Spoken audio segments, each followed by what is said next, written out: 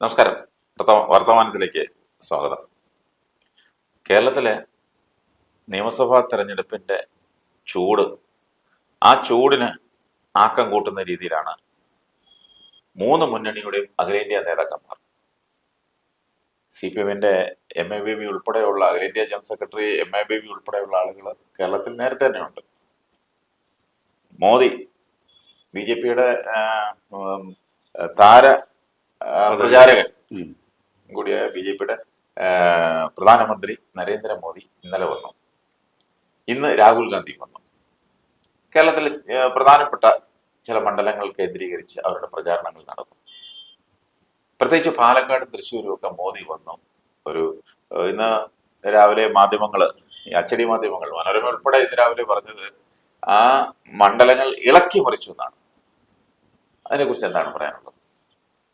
ഞാൻ മോദിയുടെ സന്ദർശനം ഇന്നലെ കുറച്ചു നേരം TV കണ്ടിരുന്നു. തീർച്ചയായിട്ടും പറയുന്നത് ശരിയാണ്. ഭയങ്കര ഒരു ഇളക്കം പാലക്കാട്ടും തൃശ്ശൂരും ഉണ്ടാക്കാനായിട്ട് മോദിയുടെ സന്ദർശനത്തിന് കഴിഞ്ഞിട്ടുണ്ട്. പാലക്കാട്ട് കോട്ട മൈതാനത്ത് നടന്ന സമ്മേളനത്തില് അത്രയും എനിക്ക് തോന്നുന്ന 38 ഡിഗ്രി സെൽഷ്യസ് വരെ ചൂടുണ്ടായിരുന്ന സമയത്ത് വലിയ പന്തൽ നിറഞ്ഞ് 10,000-കണക്കിന് ആൾക്കാരാണ് ആ പ്രസംഗം കേൾക്കാൻ വേണ്ടി വന്നത്. സ്വാഭാവികമായിട്ടും ആ വരവ് പാലക്കാട്ട് വലിയൊരു ആവേശം ഉണ്ടാക്കിയിട്ടുണ്ട്. പ്രത്യേകിച്ച് ശോഭാ സുരേന്ദ്രന്റെ മത്സരിക്കുന്ന ഒരു മണ്ഡലം എന്നുള്ള നിലയിൽ നമുക്കൊരു ശ്രദ്ധേയമായ ഒരു സംഗതി എന്താണെന്ന് വെച്ചാൽ 2 വനിതകൾക്ക് വേണ്ടിയാണ് പ്രധാനമായിട്ടും പ്രധാനമന്ത്രി ഇത്തവണ വന്നത്. പാലക്കാട്ട് ശോഭാ സുരേന്ദ്രൻ, തൃശ്ശൂര് കരുണാകരന്റെ പത്മജ വേണുഗോപാലിന് വേണ്ടി. മറ്റ് സമീപത്തുള്ള ചില മണ്ഡലങ്ങൾ ഉദ്ദേശിച്ചിട്ടുണ്ടെങ്കിൽ ഈ 2 വനിതകൾക്ക് വേണ്ടി വന്നു എന്നുള്ള പ്രത്യേകത കൂടെ ഉണ്ട്. ഞാൻ പാലക്കാടിനെ കുറിച്ചാണ് പറയുന്നത്. പാലക്കാട്ട് പ്രധാനമന്ത്രി വന്നു, നല്ല ജനസംഖ്യ ഉണ്ടായി, മുന്നേറ്റമുണ്ടായി, ഭയങ്കര ആവേശമുണ്ടായി. പക്ഷെ തെരഞ്ഞെടുപ്പ് എങ്ങനെ പ്രതിഫലിക്കും എന്നുള്ളതാണ് നമ്മുടെ ചോദ്യമെങ്കിൽ എൻ്റെ അഭിപ്രായം ഈ ഓളം തെരഞ്ഞെടുപ്പിൽ നമ്മൾ പ്രതീക്ഷിക്കുന്ന പോലെ പ്രതിഫലിക്കാൻ സാധ്യതയില്ല. അതിന് കാരണം എന്താണെന്ന് വെച്ചാൽ വളരെ കൃത്യമായിട്ട് ആ മണ്ഡലത്തിന്റെ സ്വഭാവവും, പ്രത്യേകിച്ച് നമ്മൾ കണക്കാക്കേണ്ട ഒരു സംഗതി, അവിടെ പാലക്കാട്ടിന്റെ ടൗണിന്റെ തന്നെ ഏകദേശം പകുതി ഭാഗം മലമ്പുഴയാണ്, പകുതി ഭാഗം ഉള്ളു പാലക്കാട് ടൗൺ എന്ന് പറയുന്നത്. അപ്പം പാലക്കാട് ടൗണിൽ കേന്ദ്രീകരിച്ചാണ് അദ്ദേഹം പ്രചാരണം നടത്തിയത്. പക്ഷേ ആ മണ്ഡലത്തിന്റെ പ്രത്യേകത അനുസരിച്ച്, ഇപ്പോഴത്തെ സ്ഥാനാർത്ഥികളുടെ സ്വഭാവം അനുസരിച്ച് ഈ വരവ് കൊണ്ട് ഒരു പ്രതിപ്രവർത്തനം കൂടെ ഉണ്ടാവും. അതെന്താണെന്ന് വെച്ചാല് അവിടെ നമുക്കറിയാം ഇടതുപക്ഷത്തിന്റെ സ്ഥാനാർത്ഥിയെ നിർത്തിയിരിക്കുന്നത് ദുർബൽ എന്ന് പറഞ്ഞാൽ താങ്കൾ പറയും എല്ലാ സ്ഥാനാർത്ഥികളും ദുർബലരല്ലോ എന്നൊക്കെ പറയും. അതൊക്കെ ശരിയാണ്. ദുർബൽ എന്നുള്ള വാക്കൊന്നും ഞാൻ ഉപയോഗിക്കുന്നില്ല. ആ സ്ഥാനാർത്ഥി CPM-കാരനോ CPM അനുഭാവി പോലും അല്ല എന്നാണ് ഇപ്പൊ ഞാൻ മനസ്സിലാക്കുന്നത്. അദ്ദേഹം ഒരു ഹോട്ടൽ ചെയിനുള്ള ഒരു വ്യക്തിയാണ്. 4-5 ഹോട്ടലുകളുണ്ട് അവിടെ. അദ്ദേഹത്തിന്റെ താല്പര്യപ്രകാരം അദ്ദേഹം സ്ഥാനാർത്ഥിയെന്ന് ഞാൻ മനസ്സിലാക്കുന്നുണ്ട്. പക്ഷെ ഒരു സമുദായത്തിന്റെ വോട്ട് ഭിന്നിക്കുക എന്നുള്ള ലക്ഷ്യത്തോടെ മാത്രമാണ് ആ സ്ഥാനാർത്ഥി ഇട്ടിരിക്കുന്നത്. അല്ലാതെ അവിടെ ആ റിസൾട്ട് ഉണ്ടാക്കുന്നത് BJP-യുടെ വിജയമായിരിക്കണം എന്നുള്ള ആഗ്രഹം അതിന് പിന്നിൽ ഉണ്ടായിരുന്നുള്ള സൂചനയാണ്. പക്ഷേ ഈ കാടളയ്ക്കുള്ള പ്രചാരണം കൊണ്ട് ഞാൻ മനസ്സിലാക്കുന്ന സംഗതി ആ സ്പ്ലിറ്റ് ഉണ്ടാവാനുള്ള സാധ്യത കുറവാണ്. കാരണം നമുക്കറിയാവില്ല, ഇപ്പോഴത്തെ രാഷ്ട്രീയ സാഹചര്യത്തിൽ മുസ്ലിം സമുദായം UDF-നൊപ്പമാണ് നിൽക്കുന്നത്. അതൊരു യാഥാർത്ഥ്യമാണ്. അപ്പോൾ അതിലൊരു സ്പ്ലിറ്റ് ഉണ്ടാക്കാനുള്ള ശ്രമം ഈ പ്രധാനമന്ത്രിയുടെ വരവും അതിന്റെ ഒരു വലിയ ഓളവും, പിന്നെ ശോഭാ സുരേന്ദ്രൻ ഒരു ഫയർ ബ്രാൻഡാണ്. അപ്പൊ അവരുടെ ആ അവർ വന്നതുകൊണ്ട് അവിടെ ഉണ്ടാക്കിയ ഒരു ആവേശം, ഇതെല്ലാം കൂടി എനിക്ക് തോന്നുന്നത് അവിടെ ശോഭാ സുരേന്ദ്രന് വലിയ തിരിച്ചടി ഉണ്ടാവും ഞാൻ പറയുന്നില്ല, വലിയ മുന്നേറ്റമൊന്നും ഉണ്ടാക്കാൻ സഹായിക്കുമെന്ന് എനിക്ക് തോന്നുന്നില്ല. ഒരുപക്ഷെ അവിടെ ഇതെല്ലാം UDF സ്ഥാനാർത്ഥിക്ക് അനുകൂലമായിട്ട് വരാനുള്ള സാധ്യതയാണ് ഞാൻ കാണുന്നത്. അതായത് കഴിഞ്ഞ ആഴ്ച വരെ UDF സ്ഥാനാർത്ഥിയുടെ വിജയ സാധ്യത കുറവായിരുന്നെങ്കിൽ ഇപ്പോൾ ഇന്നലെ പ്രധാനമന്ത്രി വന്ന ശേഷം ഞാൻ കാണുന്നത് UDF സ്ഥാനാർത്ഥി, ഇതൊരു വളരെ ഒരു വിരോധാഭാസമായിട്ട് തോന്നാം, പക്ഷെ ഇന്നലെ പ്രധാനമന്ത്രി വന്നതിന് ശേഷം അവിടെ UDF സ്ഥാനാർത്ഥിയുടെ വിജയ സാധ്യത കൂടി എന്നാണ് എൻ്റെ ഒരു നിരീക്ഷണം. ഇവിടെ അങ്ങ് പറഞ്ഞതിനകത്ത് ഒരു കാര്യം തെറ്റാണ്. കാര്യം ഞാൻ മനസ്സിലാക്കുന്നത് അദ്ദേഹം ഒരു ഇടതുപക്ഷ സഹയാത്രികനും ഒരു CPM അനുഭാവിയും തന്നെയാണ്. അല്ല, അദ്ദേഹം ഇടതുപക്ഷ സഹയാത്രികനാണെന്നുള്ളത് എനിക്ക് യോജിപ്പില്ല. താങ്കൾ ഒന്നുകൂടെ അന്വേഷിച്ചോളുക. അല്ലെന്നാണ് ഞാൻ മനസ്സിലാക്കുന്നത്. കഴിഞ്ഞ ദിവസം ഞാൻ അങ്ങനെയാണ് ധരിച്ചിരുന്നത്. പക്ഷെ സഹയാത്രികൻ പോലും അല്ല എന്നുള്ളതാണ് എനിക്ക് പാലക്കാട് നിന്ന് കിട്ടിയ വിവരം. എന്തായാലും ആയിക്കോട്ടെ, സബ്ജക്ട് ടു കറക്ഷൻ. കഴിഞ്ഞ തവണ രാഹുൽ മാങ്കൂട്ടം അവിടെ മത്സരിച്ചപ്പോൾ ഒരു നീലപ്പെട്ടി വിവാദമുണ്ടായി. ആ രാഹുൽ മാങ്കൂട്ടം താമസിച്ചിരുന്ന ഹോട്ടൽ പോലും ഇദ്ദേഹത്തിന്റെ ഹോട്ടലിലാണ്. ശരി, ഇദ്ദേഹത്തിന്റെ ഹോട്ടൽ ആയിക്കോട്ടെ.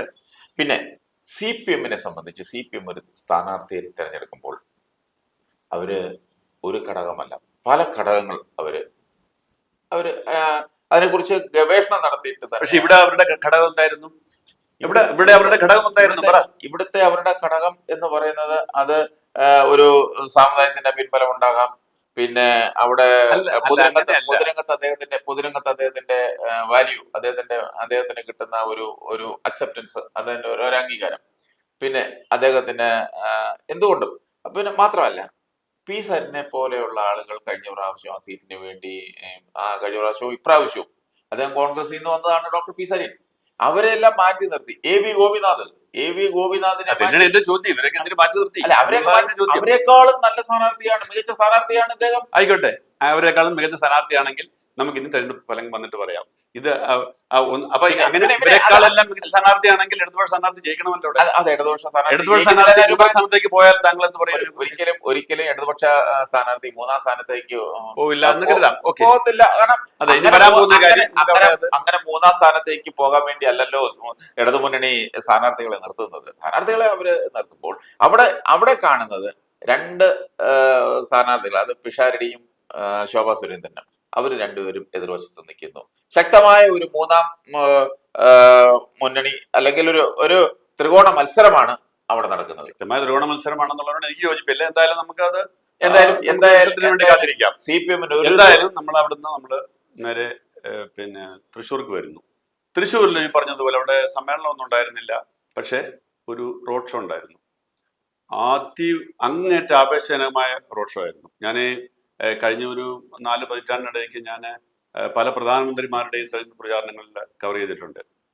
ഇന്ദിരാഗാന്ധി തൊട്ടുള്ളത്. ഇന്ദിരാഗാന്ധി തോറ്റു കഴിഞ്ഞിട്ട് പ്രതിപക്ഷ നേതാവ് പോലും അല്ല, അവരൊന്നുമല്ലായിരുന്ന സമയത്ത്, പാർട്ടി അധ്യക്ഷൻ മാത്രമായിരുന്ന സമയത്ത് അവര് നടത്തിയ തെരഞ്ഞെടുപ്പ് പ്രചാരണം, അന്ന് ഞാൻ ദീപികയിലാണ് ജോലി ചെയ്യുന്നത്. അത് തൊട്ട് അവർ പ്രധാനമന്ത്രിയായ ശേഷം വന്ന തെരഞ്ഞെടുപ്പ് പ്രചാരണത്തിലൊക്കെ ഞാൻ റിപ്പോർട്ട് ചെയ്യാൻ പോയിട്ടുണ്ട്. അന്നൊക്കെ ഒരു സ്വാഭാവികമായിട്ടുള്ള ഒരു ജനപ്രവാഹമായിരുന്നു. ഇന്നത്തെ പോലെ ഓർഗനൈസ്ഡ് ആയിരുന്നില്ല അത്രമാത്രം. ജനങ്ങൾ വരും, പ്രവർത്തകരായിരിക്കും കൂടുതൽ, പ്രചാരണമാണെങ്കിൽ പ്രവർത്തകരായിരിക്കും കൂടുതൽ വരിക, അല്ലാതെയും പ്രധാനമന്ത്രിയെ കാണാൻ ആളുകൾ വരും. പക്ഷെ ഇപ്പൊ അങ്ങനെയല്ല. ഇപ്പൊ ഇതെല്ലാം നമുക്കൊരു ഇവന്റ് മാനേജ്മെന്റ് നമുക്കറിയാം കാണുമ്പോഴത്തേക്ക് കൃത്യമായ. അത് ഞാൻ കുറ്റം പറയല്ല, കാരണം കാലത്തിന്റെ ഒരു മാറ്റമാണത്. പ്രധാനമന്ത്രി വന്നപ്പോൾ പ്രധാനമന്ത്രിയുടെ ആ ഒരു യാത്ര അങ്ങേറ്റം കളർഫുൾ ആക്കാൻ വേണ്ടി BJP എല്ലാ മാർഗങ്ങളും ഉപയോഗിച്ചു. അത് കുഴപ്പമില്ല. പ്രധാനമന്ത്രി വരുമ്പോൾ അതിന്റെ ഒരു ഓളം ഉണ്ടാവുന്നതിൽ തെറ്റൊന്നുമില്ല. അതിന് ചുറ്റുമുള്ള ജില്ലകളിൽ നിന്ന് പോലും ആളുകളെ ചുറ്റുമുള്ള ജില്ലകളിൽ നിന്നാണ് അധികം ആളുകൾ വന്നത്. അതാണ് ഞാൻ പറയാൻ വന്നത്.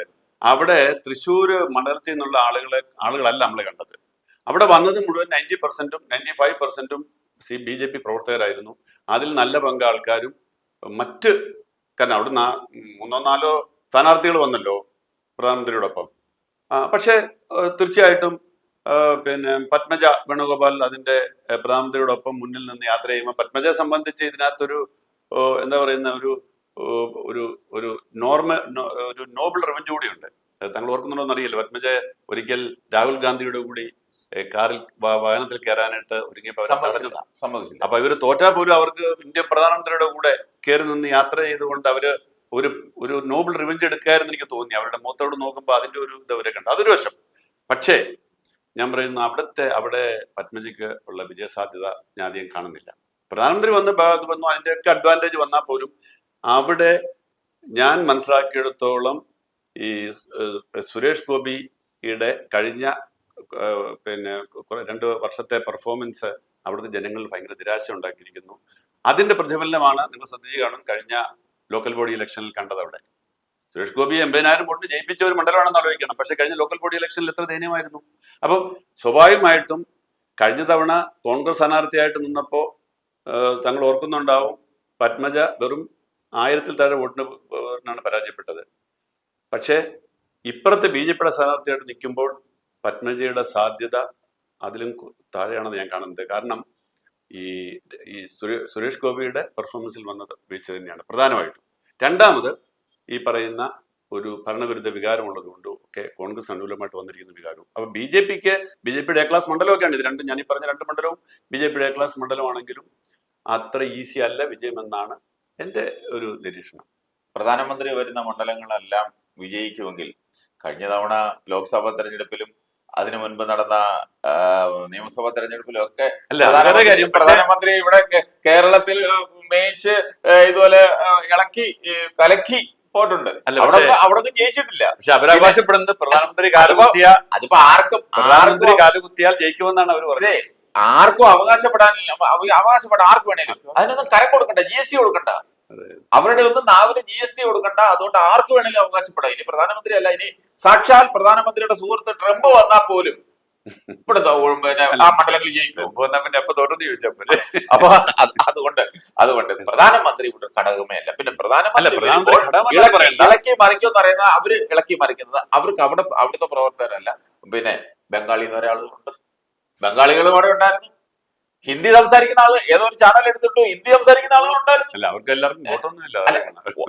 ഈ വന്നവർക്കൊന്നും വോട്ടുണ്ടോ? അവിടെ വന്നവർക്കെല്ലാം അവരുടെ മണ്ഡലങ്ങളിൽ വോട്ടുണ്ട്. അവരുടെ അത് മറ്റു മണ്ഡലങ്ങളിൽ, ജില്ലയിലെ മറ്റു ജില്ലകളിലെ മറ്റു മണ്ഡലങ്ങളിൽ. അതൊന്നും തൃശ്ശൂരോ അല്ലെങ്കിൽ പാലക്കാട്ടെ വോട്ട്, ഞാൻ പറയാൻ ഉദ്ദേശിച്ചത് തൃശ്ശൂരോ പാലക്കാട്ടെ വോട്ടുകളല്ല. അതിനകത്ത് ബംഗാളികൾ വരെ, അന്യസംസ്ഥാന തൊഴിലാളികൾ വരെ, അവരെ വരെ ഇറക്കി. ഇപ്പൊ ഇവിടെ ഈവൻ മാനേജ്മെന്റ് ആണ് ഇവിടുത്തെ. ഇതിപ്പോ BJP-യുടെ മാത്രമല്ല ഞാൻ ഈ പറയുന്നത്, പിന്നെ പല പാർട്ടികളുടെയും യോഗങ്ങളിൽ ആളുകളെ കൂടുന്നത് ഇവിടെ 2020 അതെല്ലാം ഒരുപാട് പാർട്ടികൾ, ഇവിടുത്തെ കേരളത്തിലെ പല പാർട്ടികളുടെയും യോഗങ്ങളിൽ ആളുകളെ കൂട്ടുന്നത് ഇവിടെ അന്യസംസ്ഥാന തൊഴിലാളികളെ കൊണ്ടുവന്നിരുത്തിയാണ്. പലപ്പോഴും നമ്മൾ കണ്ടില്ല. അതൊക്കെ ശരിയാണ്. പക്ഷെ ഇതിപ്പോ അന്യസംസ്ഥാന തൊഴിലാളികൾ പക്ഷെ കഴിഞ്ഞ തവണ അവിടെ പ്രവർത്തകർ തന്നെയാണ് കണ്ടത്. അവര് കഴിഞ്ഞ തവണ പാലക്കാട്ട് PV അൻവറിന്റെ ഒരു പിന്നെ ജാഥ നടന്നു. നമ്മളെല്ലാം കണ്ടതാണ്. അവിടെ ഹിന്ദിയിലാണ് സംസാരിക്കുന്നത്. അന്യസംസ്ഥാന തൊഴിലാളികളെ കൊണ്ടുവരുന്ന ആ തൊഴിലാളികളെ കൊണ്ടുവന്ന കോൺട്രാക്ടർ വരെ സംസാരിക്കുന്നത് ഈ സിനിമ ലൊക്കേഷനിലേക്ക് പോകാനാന്ന് പറഞ്ഞ ആളുകളെ കൊണ്ടുവരികയൊക്കെ ചെയ്തു എന്ന് പറഞ്ഞു. ഞാൻ BJP പ്രവർത്തകരുണ്ട്, അവർക്കുണ്ട്. BJP-യുടെ പ്രവർത്തകർ മാത്രമല്ല, അവിടെ ഈ 2 മണ്ഡലങ്ങളിലും അവര് പരമാവധി അവരെ കൊണ്ട് ഒക്കാവുന്ന ആളുകളെ മുഴുവൻ അവരവിടെ സംഘടിപ്പിച്ചു എന്നുള്ളതാണ്. ഞാൻ പറയാൻ ശ്രമിച്ചത് എന്താണെന്ന് വെച്ചാൽ, ഈ 2 സ്ഥാനാർത്ഥികളെ പ്രധാനമായിട്ടും മുന്നിൽ നിർത്തിക്കൊണ്ടുള്ള ഈ പ്രചാരണത്തില് ഇത് ശോഭാ സുരേന്ദ്രന് ഈ യാത്ര കൊണ്ട് വലിയ പ്രയോജനം കിട്ടത്തില്ല. പക്ഷെ പത്മജയ്ക്ക് ഈ യാത്ര കൊണ്ട് പ്രയോജനമുണ്ട്. കാരണം പത്മജയുടെ സഹായത്തിൽ നേരത്തെ പറഞ്ഞതുപോലുള്ള ഒരു വിഷയം ഇല്ലാത്തത് കൊണ്ട് ഒരു എന്താ പിന്നെ ഒരു ബൂമറാങ്ങുള്ള റിയാക്ഷൻ വരാനുള്ള സാധ്യതയില്ല. പക്ഷെ പത്മജയ്ക്ക് ഗുണമേ ഉള്ളൂ. പക്ഷെ എങ്കിലും ആ ഗുണം കൊണ്ട് മാത്രം പത്മജയ്ക്ക് പിടിച്ച് കയറാൻ പറ്റുന്ന തരത്തിലുള്ള സാഹചര്യം അല്ല എന്നുള്ളതാണ്. പത്മജയ്ക്ക് വിജയമൊഴിച്ചുള്ള ഗുണമായിരിക്കും ഉണ്ടാകുന്നത്. പത്മജ ഒരിക്കലും തൃശ്ശൂരിൽ ജയിക്കാൻ സാധ്യതയില്ല, സാധിക്കാത്ത ഒരു സ്ഥാനാർത്ഥിയാണ്. അതുപോലെ ഇന്ന് രാഹുൽ ഗാന്ധി വന്നപ്പോഴും ഇതുപോലെയായിരുന്നു. അതെ, ഇതുപോലെ തന്നെ ഓളമുണ്ട്. ആളുകളെ കൂട്ടി, അവരും പരമാവധി ആളുകളെ കൂട്ടി. അപ്പൊ ആളുകളെ കൂട്ടാൻ എല്ലാ രാഷ്ട്രീയ പാർട്ടികളും, അത് രാഷ്ട്രീയ പാർട്ടികൾ വിചാരിച്ചാൽ പാടൊന്നുമില്ല. കുറച്ച് പണം കൂടെ മുടക്കുകയാണെന്നുണ്ടെങ്കിൽ അത് കളർഫുൾ ആക്കുകയും ചെയ്യാം. ഇന്ന് രാഹുൽ ഗാന്ധിയുടെ വരവ് കൊണ്ട് മാത്രം അവിടെ വോട്ട് മറിയുമെന്നൊന്നും ഞാൻ കരുതുന്നില്ല. പക്ഷെ പത്തനംതിട്ട എന്തായാലും UDF-ന് അനുകൂലമായിട്ടുള്ള ഒരു സാഹചര്യമാണ് ഉള്ളത്. അവിടെ ആറന്മുള മണ്ഡലം ശക്തമായ ഒരു ഇടതുപക്ഷ മുന്നണിയിലെ ശക്തമായ സ്ഥാനാർത്ഥിയാണ്. ഒരു മന്ത്രിയായിരുന്നു, പിന്നെ MLA ആയും മന്ത്രിയായും ഒക്കെ നല്ല രീതിയിൽ പേരെടുത്ത വീണ ജോർജ് ആണ് അവിടുത്തെ എതിർ സ്ഥാനാർത്ഥി. പക്ഷെ ഏറ്റവും അധികം പിന്നെ ഒരു എതിർ പ്രചാരണത്തെ നേരിടേണ്ടി വന്ന ഒരു മന്ത്രിയും വീണ ജോർജ് ആണ്. വിദ്യാഭ്യാസ മന്ത്രിക്കെതിരെ ഏറ്റവും ഇത്തവണ വിദ്യാഭ്യാസ മന്ത്രിക്കെതിരെ വലിയ ആരോപണങ്ങളില്ല. പക്ഷെ ആരോഗ്യമന്ത്രിയെ ഇനിയും ആക്ഷേപിക്കാൻ ഒന്നുമില്ലാത്ത വിധം ഏറ്റവും ഒടുവില് അവരുടെ കണ്ണൂരെ ആ ഒരു സംഭവം കൂടി അവരെ വല്ലാതെ അൺപോപ്പുലർ ആക്കി എന്നുള്ള സത്യം. ഞാൻ കഴിഞ്ഞ ദിവസം അവരുടെ വീണ ജോർജിന്റെ ഒരു സ്റ്റേറ്റ്മെന്റ് ഞാൻ ഒരു മാധ്യമത്തിന് കൊടുത്ത അഭിപ്രായത്തില് അവര് പറഞ്ഞു, ഏറ്റവും കൂടുതൽ ഈ മന്ത്രിസഭയിലെ ഈ സർക്കാരിൽ ഏറ്റവും കൂടുതൽ വ്യക്തിഹത്യ നേരിടുന്നത് അവരെ തന്നെയാണ്. അതൊരു യാഥാർത്ഥ്യം. അവരൊരു സ്ത്രീയല്ലേ? അതെന്താ കാര്യം? അത് സ്ത്രീ ആയതുകൊണ്ട് മാത്രമല്ലല്ലോ. അവര് ഒരു മാധ്യമ ജാട അല്ലെങ്കിൽ അവരങ്ങനെ ജാട ഉണ്ടോന്ന് എനിക്കറിയില്ല. അവരൊരു മാധ്യമ പ്രവർത്തകയായിരുന്നു. അങ്ങേക്കറിയാമല്ലോ. അവര് വീണ ജോർജ് ഒരു മാധ്യമ പ്രവർത്തകയായിരുന്നു. പക്ഷെ എന്തുകൊണ്ട് ഈ മാധ്യമങ്ങൾ മാത്രമല്ല ആളുകളുടെ ഇടയിൽ നിന്നും ഇത്രയധികം വ്യക്തിഹത്യ അവർക്ക് നേരെ ഉണ്ടാവാനുള്ള ഞാൻ ഒരു കാര്യം പറയാം. ഇപ്പൊ വീണ ജോർജിനെ സംബന്ധിച്ച് എനിക്കറിയാം, അവരെ വിമർശിച്ചോട്ടെ, അവരുടെ പെർഫോമൻസിനെ കുറിച്ച് വിമർശിച്ചോട്ടെ. പക്ഷെ അവരൊരു ഇന്റഗ്രിറ്റി ഉള്ള ഒരു ലേഡിയായിട്ട് എനിക്ക് തോന്നിയിട്ടുള്ളത്. മാത്രമല്ല അവരുടെ നിലപാടുകളിൽ അവർ ഉറച്ചു നിൽക്കുകയും അവരുടെ എന്താ പറയുക, മാധ്യമ പ്രവർത്തകർക്ക് ഒരു പ്രശ്നമുണ്ട്. വളരെ സീനിയർ ആയിട്ടുള്ള പദവികളിൽ നിന്നിട്ടുള്ള മാധ്യമ പ്രവർത്തകരെ സംബന്ധിച്ചൊക്കെ അവരുടെ ഒന്നാമത് ഈ മന്ത്രിമാരുൾപ്പെടെയുള്ള നേതാക്കന്മാരെയും കണ്ട് വളരുന്നവരാണ്. പക്ഷെ അവര് അങ്ങനെ എല്ലാത്തിനും മുന്നിൽ വെറുതെ വിട്ട് തോറ്റു കൊടുക്കത്തില്ല. രാഷ്ട്രീയ പ്രവർത്തകരുണ്ടല്ലോ വിട്ടുവീഴ്ചകൾക്ക് തയ്യാറാണ്. ഒരു തെറ്റായ ഒരു വാർത്ത ഒരു രാഷ്ട്രീയ നേതാവിനെതിരായിട്ട് വന്നു എന്ന് കരുതുക, ഒരു എത്ര വലിയ പ്രമുഖരായ നേതാവാണെങ്കിലും ശരി, അത് അവരതിന്റെ പേരിൽ ഒരു കലഹത്തിന് പോകില്ല. അത് തെറ്റായി പോയി കേട്ടോ, അത് വേണ്ടായിരുന്നു. അത് കാരണം ഇവർക്കറിയാം ഈ വാർത്ത എന്നൊക്കെ പറഞ്ഞ് ഒരു ദിവസം നിൽക്കുകയുള്ളൂ. പക്ഷേ വീണ ജോർജ് എന്തെങ്കിലും അവർക്കെതിരായിട്ട് വന്ന വാർത്തയിൽ വസ്തുതാവിരുദ്ധമാണെന്നുണ്ടെങ്കിൽ അവർ അതിനെതിരായിട്ട് ഭയങ്കരമായിട്ട് ഫൈറ്റ് ചെയ്യും. ഇത് അവർക്ക് വലിയ ദോഷം ചെയ്തിട്ടുണ്ടെന്ന് ഞാൻ മനസ്സിലാക്കുന്നത്. അങ്ങനെയൊക്കെ കൂടിയാണ് അങ്ങനെ അവർ പെട്ടെന്ന് വളരെ പെട്ടെന്ന് മാധ്യമങ്ങൾക്കെതിരായി മാധ്യമപ്രവർത്തകരുടെ ഒരു, പക്ഷെ വേറെ CPM മന്ത്രിമാരുണ്ടല്ലോ ഇവിടെ, എന്താ അവരോട് അത്രയും വിരോധം ഇല്ലാത്തത്? അപ്പൊ അത് വാസ്തവത്തില് ചിന്തിക്കേണ്ട ഒരു സംഗതി, ഒരു ഫ്രറ്റേണിറ്റിയാണ്, ഒരു മാധ്യമപ്രവർത്തക മന്ത്രിയായതാണ്. വാസ്തവത്തില് വീണ ജോർജിന് അതിന് ബെനിഫിറ്റ് കിട്ടേണ്ടതാണ്. ഇവിടുത്തെ മാധ്യമപ്രവർത്തകർ മുഴുവൻ വീണ ജോർജിനെ സപ്പോർട്ട് ചെയ്യേണ്ട സാഹചര്യത്തില് മാധ്യമപ്രവർത്തകർ മുഴുവൻ അവർ പിണക്കുന്നുള്ളതാണ് സത്യം. വാസ്തവത്തിൽ അത് പ്രത്യേകിച്ച് സ്റ്റഡി ചെയ്യേണ്ടത് എന്തുകൊണ്ടാണ് വീണ ജോർജ് ഫെയിൽ ചെയ്തത്. അവർ കഴിവില്ലാത്തൊരു ലേഡി ആയതുകൊണ്ട് ഞാൻ കരുതുന്നില്ല. അവരുടെ ഈ പറഞ്ഞതുപോലെ ഞാൻ പറഞ്ഞ മാധ്യമപ്രവർത്തകർക്ക് ഒരു ഈഗോ വളരും. ഞാൻ അത് അഡ്മിറ്റ് ചെയ്യുന്ന ഒരാളാണ്. നമുക്കൊരു ഈഗോ, നമ്മളറിയാതെ ഒരു ഈഗോ ഉണ്ടാവും. ആ ഈഗോ ഒരു പരിധി വരെ ഒരു ആവശ്യമാണ് മാധ്യമപ്രവർത്തകർക്ക്. ഒരു പരിധിക്കുള്ളാകരുതെന്ന് മാത്രമേ ഉള്ളൂ. അത് പരിധി കൂടുതൽ പോകുന്ന അത് ഉള്ളതായിരിക്കാം. ഞാൻ പറഞ്ഞ വസ്തുതാപരമായിട്ട് പറഞ്ഞ മാധ്യമപ്രവർത്തകർക്ക് ഈഗോ ഉണ്ട്. പക്ഷെ ആ ഈഗോ ഒരു രാഷ്ട്രീയ പ്രവർത്തനത്തിന് പറ്റിയതല്ല. അതാണ് അതിന്റെ പ്രശ്നം. അവർ രണ്ടും തമ്മിലുള്ള ഒരു ക്ലാഷാണ് വാസ്തവത്തിൽ വീണ ജോർജിന് പറ്റിയത്. നമ്മളിപ്പോൾ പറഞ്ഞു വന്ന വിഷയം രാഹുൽ ഗാന്ധിയുടെ വരവ് എത്രമാത്രം അവിടുത്തെ അബിൻ വർക്കിയുടെ വിജയത്തിന് സഹായകരമാകുന്നു എന്നുള്ളതാണ് എൻ്റെ അഭിപ്രായം. രാഹുൽ ഗാന്ധിയുടെ വരവ് കൊണ്ട് അല്ലെങ്കിൽ പോലും അബിൻ വർക്കിയുടെ വിജയസാധ്യത വളരെ കൂടുതലാണ്. പിന്നെ മാത്രമല്ല, ഞാൻ വേറൊരു കാര്യം കൂടെ പറയാം. അത് തിരഞ്ഞെടുപ്പ് വരുമ്പോൾ നിങ്ങൾക്കത് ബോധ്യമാവും.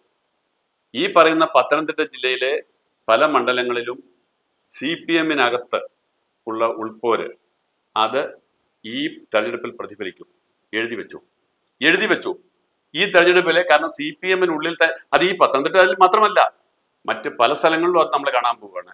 ഈ തെരഞ്ഞെടുപ്പില് CPM-നകത്ത്, കാരണം CPM-നകത്ത് താങ്കൾക്കറിയാമല്ലോ, കഴിഞ്ഞ ഇന്നത്തെ കാലത്ത് ഏറെ ആൾക്കിടയിൽ അങ്ങേയറ്റത്തെ അസംതൃപ്തിയും അസഹിഷ്ണുതയും പരാതിയും ഒക്കെ ഉണ്ട്. പിന്നെ പിണറായി വിജയനെ പേടിച്ചും പാർട്ടിയെ പേടിച്ചും ഒക്കെ പലരും മിണ്ടാതിരിക്കുന്നേ ഉള്ളൂ.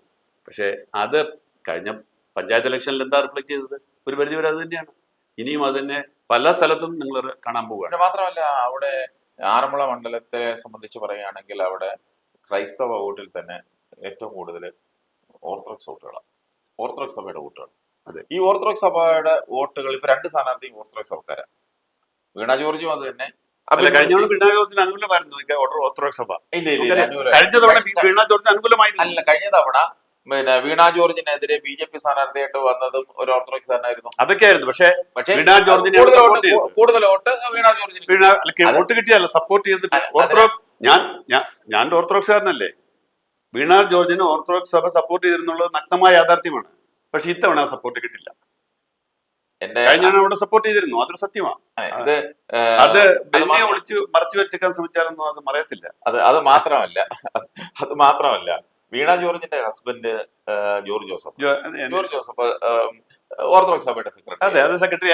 സ്വാഭാവികമായും അദ്ദേഹത്തെ അനുകൂലിക്കുന്നവരും അദ്ദേഹത്തിന്റെ ഒരു പ്രവർത്തനത്തിന്റെ കഴിവിന്റെ ആയിരിക്കാം. പക്ഷെ അന്ധമായിട്ട് ഓർത്തഡോക്സ് സഭ വീണ ജോർജിനെ സപ്പോർട്ട് ചെയ്തു, അല്ലെങ്കിൽ എതിർ സ്ഥാനാർത്ഥിയെ സപ്പോർട്ട് ചെയ്തില്ല, അല്ലെങ്കിൽ BJP സ്ഥാനാർത്ഥി ഓർത്തഡോക്സ് തവണ എനിക്ക് അത്രമാത്രം ഒരു പിന്തുണ ഓർത്തഡോക്സ് സഭയുടെ വീണ ജോർജിന് കിട്ടുമോ എന്നുള്ള കാര്യത്തിൽ സംശയമുണ്ട്. അതാണ് വലിയ അബിൻ വർക്കിക്ക് ഒരുപക്ഷെ കുറെ കൂടെ സാധ്യത കിട്ടാനായിട്ട് ഞാൻ കരുതുന്നത്. സഭ ഔദ്യോഗികമായിട്ടൊന്നും പറഞ്ഞിട്ടില്ല. പിന്നെ ബാബതിരുമേനി പറഞ്ഞിരിക്കുന്നത് എന്താ ഏറെക്കുറെ സമദൂരം പോലെയാ പറഞ്ഞത്. മനസാക്ഷി അനുസരിച്ച് വോട്ട് ചെയ്താൽ തന്നെ പറഞ്ഞു. അപ്പോ ഈ മനസാക്ഷി മനസാക്ഷി അനുസരിച്ച് വോട്ട് നല്ല പറഞ്ഞു. അവിടെ കൃത്യമായും ഇന്ന സ്ഥാനാർത്ഥിക്ക് വോട്ട് കൊടുക്കണം എന്നുള്ള ഒരു സന്ദേശമാണ് പോയത്. ഇത്തവണ അത് പോയില്ല. നമുക്ക് ഈ കാള വാല് പൊക്കുന്ന എന്തിനാണെന്ന് എല്ലാ മലയാളിക്കും അറിയാം, സർവ്വ മലയാളിക്കും അറിയാം. നമ്മളതിനെ കുറിച്ച് ഡിസ്കസ് ചെയ്യണ്ട. അപ്പൊ അതുകൊണ്ട് അത് അവിടെ ഇത്തവണ അതൊരു നിർണായക ഘടകമാണ്. രണ്ട് ഓർത്തഡോക്സ് തമ്മിൽ. കഴിഞ്ഞ പ്രാവശ്യം രണ്ട് ഓർത്തഡോക്സ് ഒന്ന് BJP ആയിരുന്നു, അത് പോട്ടെ, അതങ്ങോട്ട് മാറ്റിയത്. പക്ഷെ ഇന്ന് അതല്ല. ശക്തമായ രണ്ട് മുന്നണിയിലെ രണ്ട് പാർട്ടിയിലെ സ്ഥാനാർത്ഥികൾ ഓർത്തഡോക്സുകാരാണ്. ആ ഓർത്തഡോക്സ് വോട്ടുകൾ ഉറപ്പായിട്ടും സ്പ്ലിറ്റ് ചെയ്യും. അപ്പൊ അങ്ങനെ വരുമ്പോൾ അവിടുത്തെ മുസ്ലിം സമുദായം വളരെ കുറച്ചേ ഉള്ളൂ. ആ വോട്ടുകൾ ഏതൊക്കെയായാലും ശരി തന്നെ അത് UDF-നെ സപ്പോർട്ട് ചെയ്യുന്ന ഒരു സ്ഥിതിയിലേക്കാണ്. അത് ന്യൂനപക്ഷങ്ങൾ നമ്മൾ കഴിഞ്ഞ പഞ്ചായത്ത് തെരഞ്ഞെടുപ്പിൽ കണ്ടതാണ്. ന്യൂനപക്ഷ സമുദായങ്ങൾ കോൺഗ്രസിനെ സപ്പോർട്ട് ചെയ്തു. അപ്പൊ അങ്ങനെ വരുമ്പോൾ ഈ ഘടകങ്ങളെല്ലാം കൂടെ വെച്ച് നോക്കുമ്പോൾ അബിൻ വർക്കിക്ക് സാധ്യതയുണ്ട്. അബിൻ വർക്കിക്ക് ഒരു സാധ്യത. പക്ഷേ ആ സാധ്യതയേക്കാൾ ഉപരി അവിടുത്തെ നമ്മൾ എല്ലാം വിചാരിച്ചത് കുമ്മനം രാജശേഖരൻ അവിടെ നല്ല വോട്ട് പിടിക്കും, നല്ല സ്വാധീനം ചെലുത്തും. പക്ഷേ കുമ്മനത്തിന്റെ പ്രചരണം അവിടെ വളരെ മോശമാണ്. അപ്പൊ അങ്ങനെ വരുമ്പം കഴിഞ്ഞ ദിവസം അങ്ങ് പറഞ്ഞതുപോലെ ഈ ഡീൽ എന്നൊക്കെ വേണേ പറയാം. അവിടെ ഡീലിന്റെ ആവശ്യമൊന്നുമില്ല. ഡീലിന്റെ ആവശ്യമില്ല. അവിടെ വീണ ജോർജ് ജയിക്കും. ആവശ്യമില്ല. വീണ ജോർജ് അവിടെ ജയിക്കും. അല്ല, എനിക്ക് വീണ ജോർജ് ജയിച്ചാൽ എനിക്ക് വിരോധമൊന്നുമില്ല. കാരണം വീണ ജോർജ് നമ്മുടെ ഒരു സുഹൃത്താണ്. പക്ഷേ രാഷ്ട്രീയമായ സാഹചര്യം വെച്ചിട്ട് ഞാൻ പറയുന്നു അവിടെ വീണ ജോർജ് ജയസാധ്യത കുറവാണ്. അതെന്തായാലും ആയിക്കോട്ടെ. നമ്മൾ ആദ്യം പറഞ്ഞു തുടങ്ങിയ കാര്യം ഈ അവിടെയാണ് രാഹുൽ ഗാന്ധി വന്നത്. അതെ, രാഹുൽ ഗാന്ധി നേതാവും വന്നതോടുകൂടി നമ്മുടെ പ്രചാരണത്തിന്റെ അരങ്ങുണർന്നു, കുറെ കൂടെ സജീവമായി. ഇനി അങ്ങോട്ടുള്ള ഒരാഴ്ച അല്ല 9 ദിവസം യഥാർത്ഥ പോരാട്ടം നടക്കാൻ പോവുകയാണ്.